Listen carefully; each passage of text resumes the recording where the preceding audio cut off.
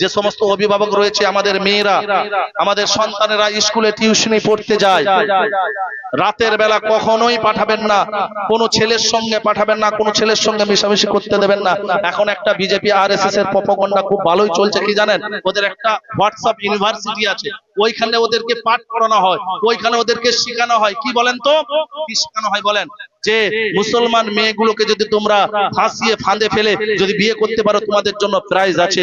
এইবার তারা ফেসবুক আইডিতে গেল এবং যাদের ফেসবুক নাই, দেখা সাক্ষাতের মাধ্যমে একটা ভালো সম্পর্ক তৈরি করে নিল। মুসলমান বোন কি করলো? তাকে বিশ্বাস করে ফেললো। সে বললো আমি তোমাদের ধর্মকে খুব ভালোবাসি, ধর্মকে আমি ধর্ম গ্রহণ করতে চাই। মুসলমান বোন বললো তাহলে তো খুবই ভালো কথা।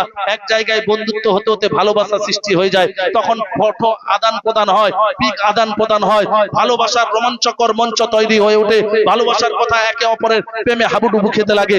এক পর্যায়ে ওই বিজেপি আরএসএস এর মাল প্রপাগান্ডা যে চালায়, মুসলিম মেয়েদের শরীরকে, আমার বোনেদের ইজ্জতকে নষ্ট করার জন্য যে এই ভিতরে ভিতরে চক্রান্ত চালায়, আমার বোন তো জানে না, আমার বোন তো বুঝে না।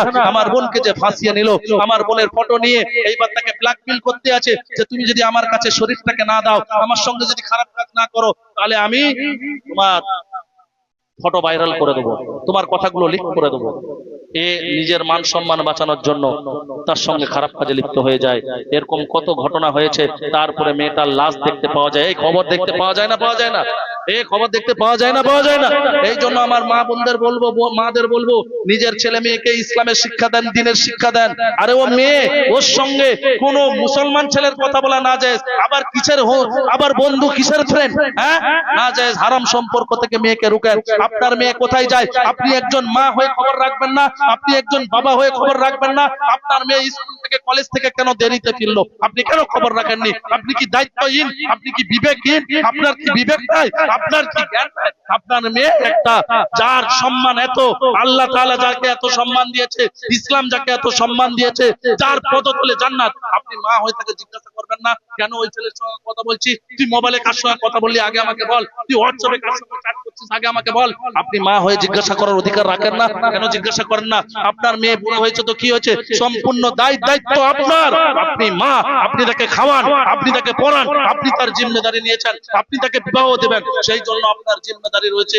মেয়ে যখন রাত করে বাড়ি থেকে ফিরবে, স্কুল থেকে হোক, কলেজ থেকে হোক, টিউশনি থেকে হোক, আপনি তাকে পরিপূর্ণ জিম্মেদারির সঙ্গে দায়িত্ব নিয়ে আপনি তাকে গাইড করে জিজ্ঞাসা করবেন।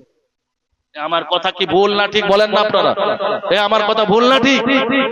আমাদের মা বোনদের এটা ভুলে গেলে চলবে না, এটা খেয়াল রাখতে হবে। দায়িত্বহীন, বিবেকহীন অভিভাবক হলে হবে না, দায়িত্বশীল হতে হবে, বিবেকবান মা বাবা হতে হবে। ছোটবেলা থেকে তাদেরকে ইসলামী শিক্ষা দেন যে কোনো, তুমি স্কুলে পড়তে যাচ্ছ, কোনো ছেলের সঙ্গে কথা বলবা না, টিউশনিতে যাচ্ছ, কোনো ছেলের সঙ্গে মিশবে না, কলেজে যাচ্ছ, কোনো ছেলের দিকে তাকাবে না। কয়জন গার্জেন এই ধরনের নসিহত করে ভাই? এবার মেয়ে পালিয়ে গেল, তখন আব্বু সাতার গো, আমার মেয়ে পালিয়ে গেল গো, তার আগে 19 বছর তুমি মজা করছিলে গো।